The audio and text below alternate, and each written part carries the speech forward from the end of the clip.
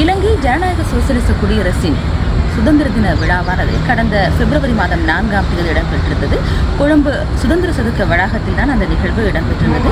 ஜனாதிபதி அனுரகுமார திசாநாயக்க அவர்களின் தலைமையில் இடம்பெற்ற இந்த நிகழ்வு கொழும்பு சுதந்திர சதுக்க வளாகத்தில் இடம்பெற்றிருந்தது. அந்த சுதந்திர சதுக்க வளாகத்தில் தான் நான் இப்போது இருக்கின்றேன் என்று சொன்னால், இந்த சுதந்திர சதுக்க வளாகமானது ஒரு வரலாற்று கொண்டது. அந்த வரலாறு தொடர்பான ஒரு காணொலியாகத்தான் இந்த காணொலி அமையப் போகின்றது. 1948 பிப்ரவரி 4ஆம் தேதி பிரிட்டிஷ் ஆட்சியிலிருந்து இலங்கை சுதந்திரம் பெற்றதை நினைவு கூறும் வகையில் ஒரு நினைவு சின்னத்தை அமைக்கும் யோசனை அன்றைய இலங்கை பிரதமர் மறைந்த DS சேனநாயக்கவுக்கு தோன்றியது. அன்றைய போக்குவரத்து மற்றும் அரசு அலுவல்கள் அமைச்சராக இருந்த ஜோன் கொத்தலாவலவை தனது பிரதமர் அலுவலகத்திற்கு அழைத்து நாட்டின் நீண்ட வரலாற்று பெருமையையும் கௌரவத்தையும் கொண்டு வரும் வகையில் டாரிங்டன் சதுக்கத்தில் ஒரு சுதந்திர நினைவு மண்டபத்தை அமைக்குமாறு அவர் அறிவுறுத்தியிருக்கின்றார். புதிய கட்டடத்திற்காக தேர்ந்தெடுக்கப்பட்ட இடம் தற்போதைய சுதந்திர சதுக்கம். அப்போது டாரிங்டன் பூங்கா என்றது அழைக்கப்பட்டதாம். அந்த நேரத்தில் டாரிங்டன் பூங்காவுக்கு சொந்தமான பெரும்பாலான நிலங்கள் இலங்கை குதிரைப்பந்தய நிறுவனத்திற்கு சொந்தமானவையாக இருந்திருக்கின்றது. அந்த கால அரசாங்கம் சுதந்திர சதுக்கத்தை கட்டுவதற்காக 5 லட்சம் ரூபாய்க்கு அதிலிருந்து ஒரு பகுதி நிலத்தை வாங்கியதாம். நிலம் வாங்கப்பட்டதும் சுதந்திர சதுக்கத்தை கட்டுவதற்கான திட்டத்தை அவசரமாக தயாரிப்பதே அடுத்த முயற்சியாக இருந்திருக்கிறது. திட்டத்தை தயாரிக்க 8 கட்டட கலைஞர்களை கொண்ட ஒரு குழுவை அரசாங்கம் நியமித்ததாம். அரசு பணி திணைக்களத்தின் தலைமை கட்டட கலைஞர் DN வினிஜோன்ஸ் இந்த குழுவுக்கு தலைமை தாங்கியிருக்கின்றார். அந்த குழு இந்தியன் இங்க் கொண்டு தடித்த அட்டைகளில் வரையப்பட்ட பல்வேறு வடிவமைப்புகளை ஜோன் கொத்தலாவலவுக்கு வழங்கியதாம். ஆனால் அவை எதுவுமே அவருக்கு பிடிக்கவில்லை. பிழை இல்லை, இன்னொரு வடிவமைப்பை கொண்டு வாருங்கள் ஜோன் கொத்தலாவல பலமுறை குழுவிடம் கூறியிருக்கின்றார். இறுதியாக ஜோன் கொத்தலாவல அந்த குழுவை சந்தித்த போது ஒரு கலைஞர் பண்டைய அரச காலத்தைச் சேர்ந்த பல கட்டடங்களை காட்டி அவரது விருப்பத்தை கேட்டாராம். இது சரியாக இருக்கும் என்று ஜோன் கொத்தலாவல ஒரு புகைப்படத்தை 2-3 முறை பார்த்த பிறகு குழுவிடம் கூறியிருக்கிறார். மலைநாட்டின் சிறப்பை எடுத்துக்காட்டும் கண்டி மகுள்மடுவின் கலை அம்சங்கள் சேர்க்கப்பட்ட பின்னர் திட்ட வரைபடம் தயாரிக்கப்பட்டதாம். பிரதமரும் அமைச்சரும் இதனால் மிகவும் ஈர்க்கப்பட்டிருக்கிறார்கள். இதற்கான ஒப்புதலோடு 2 மாடி சுதந்திர நினைவு மண்டபத்தின் கட்டுமான பணிகள் ஆரம்பமாகியிருக்கின்றன. மேல்தளம் ஒரே நேரத்தில் 452 பேர் அமரக்கூடிய வகையில் வடிவமைக்கப்பட்டதாம். அதன் சிற்பங்கள் கருங்கல்லால் ஆனவை. மேலும் இலங்கை வரலாற்றில் முக்கியமான நிகழ்வுகள் அதில் சித்தரி அங்கு செப்பினால் செய்யப்பட்ட சிற்ப வேலைகளும் மனதை கவரக்கூடியவனாக இருந்தன. சுதந்திர சதுக்கம் ஒரு செவ்வக வடிவினை நீண்ட கட்டடம். இதற்கு 2 வரிசையில் சதுர வடிவிலான 60 தூண்கள் உள்ளன.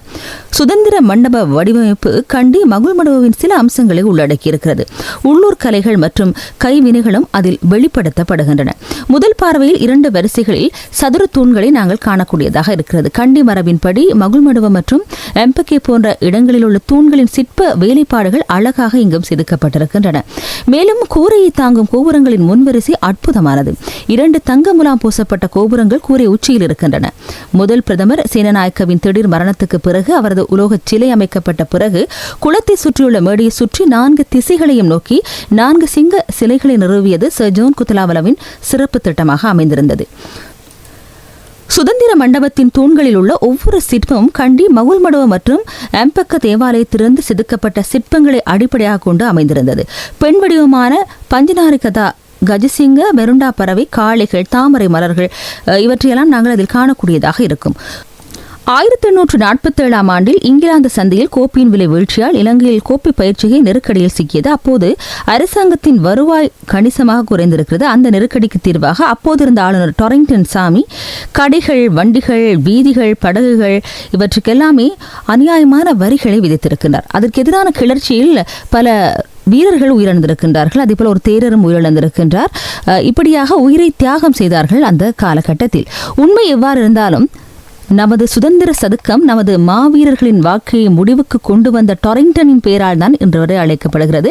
சிலருக்கு அது இன்னும் டாரிங்டன் சதுக்கம் தான். தங்கள் வியர்வை மற்றும் உழைப்பின் மூலம் தங்கள் வாழ்வாதாரத்தை சம்பாதித்த நமது மக்களின் தோள்களில் தாங்க முடியாத வரிச்சுமையை சுமத்திய டாரிங்டனின் பெயரால் இன்னும் சிலர் சுதந்திர சதுக்கத்தை அழைக்கின்றார்கள். பிரதமர் சுதந்திர மண்டபத்திற்கான அடித்தளத்தை அகழ்ந்து ஆரம்பித்து வைத்தாராம். மேலும் முன்னாள் அமைச்சர் ஜோன் கொத்தலாவலவால் புனித பொருட்கள் அங்கு வைக்கப்பட்டன. இருந்தாலும் கட்டடம் திறக்கப்படுவதற்கு முன்பே பிரதமர் DS சேனநாயக்க காலமானார்.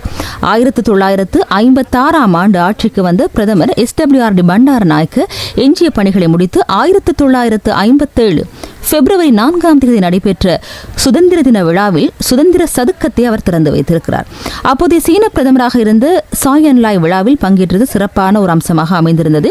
சுதந்திர நினைவு அருங்காட்சியகம் திறக்கப்பட்டதன் 18வது ஆண்டு நிறைவு நாள் சுதந்திர சதுக்கத்துக்கான ஒரு சிறப்பு நாள் என்று நாங்கள் சொல்லலாம். ஆனால் அதை கடந்து செல்லும் பலருக்கு அங்கு ஒரு அருங்காட்சியகம் இருப்பதே தெரியாது.